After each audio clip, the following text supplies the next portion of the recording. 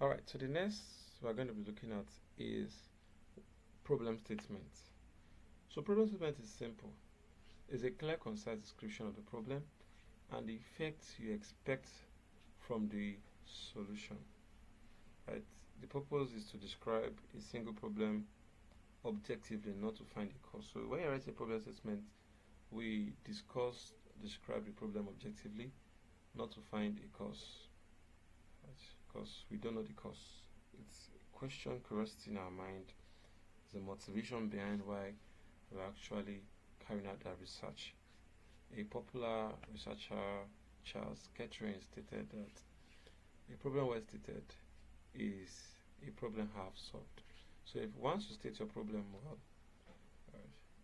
you will be able to carry out your research seamlessly because you have the problem stated in the back of your mind. Right. So we're going to be saying, always ask, where do these problem statements? How do we even get problem?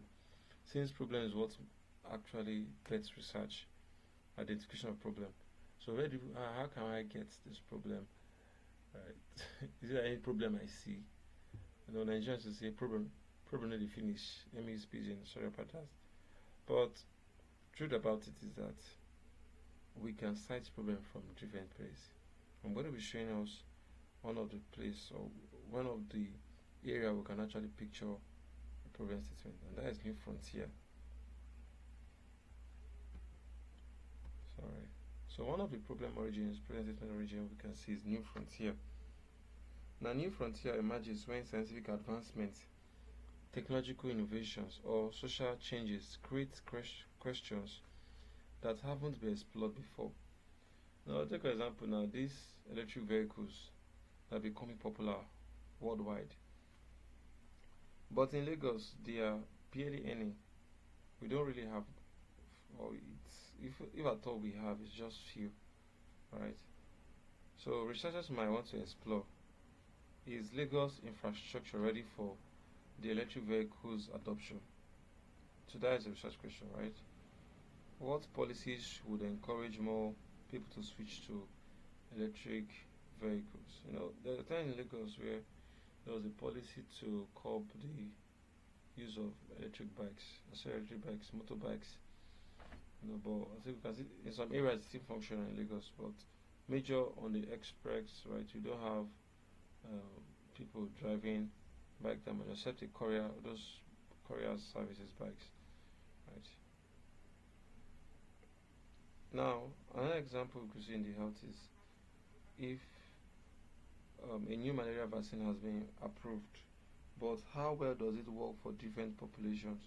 So see, these are new frontiers. New stuff has been introduced. The one for transport, we saw that electric vehicles. Now for health, we're saying that a new malaria vaccine has been approved, but how well does it work for different populations? So we could want to ask questions like, does the vaccine provide the same protection in Nigeria as it does in perhaps South America? Are there any unknown side effects for people with specific genetic traits? So are you saying if something comes out new now, that's a bedrock for we to form our problem statement? Let's say, for example, before the advent of coronavirus, you know that research has not been done in that regards. Many people have done for Ebola, right? But when coronavirus came into play, that 2020 thereabouts, you see a lot of people started want to venture out. Okay, what's really causing the virus, the impact, the spread, to describe the phenomena around it. That's because it's a new frontier, right? So we can get problem statement from new frontier. In the emerge, we have AI, we have generative AI that is coming up now. DeepSeek has become one of the most technological information spreading around. That's because it's an emerging scientific advancement or technological innovations. So that's where we get problem statements from, or problems from. Right. Another one is contextual difference. Sometimes research already exists on a topic, but it does not really apply to a particular setting. That is where contextual difference creates research problems. Some might have studied something in America, but similar studies have not been done in Nigeria. Right? Gender mutations, I'll just give an example, might have been done. Right? But if you have read a journal, right, that someone have conducted a research on a particular subject area in America or UK or Uganda or any states, and they have not done it in your locality or your community, you can actually take that as as an area to identify or create a research problem, right?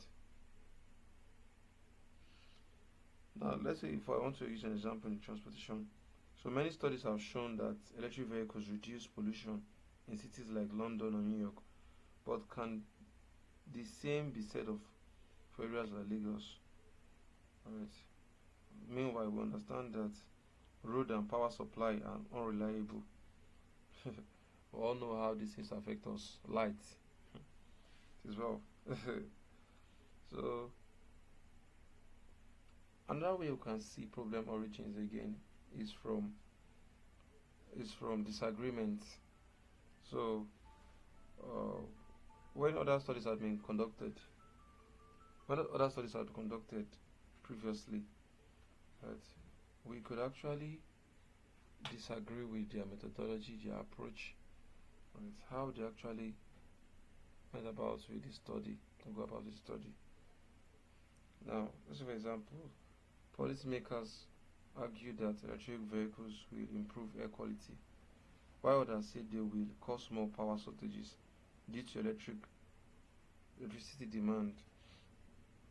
So researchers might ask questions like, will a shift to electric vehicles in Lagos reduce pollution, or will it create new energy problems? So I see now.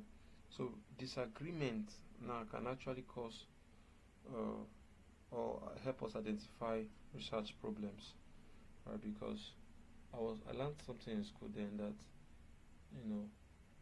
creating a solution to one problem is actually giving rise to another problem.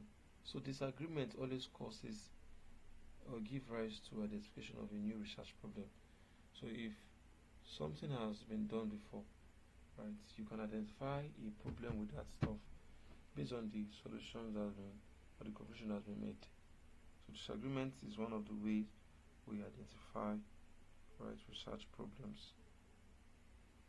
So if I were to check it on the health sector, let's say there's an ongoing debate about whether traditional herbal treatments are as effective as modern medicine for malaria.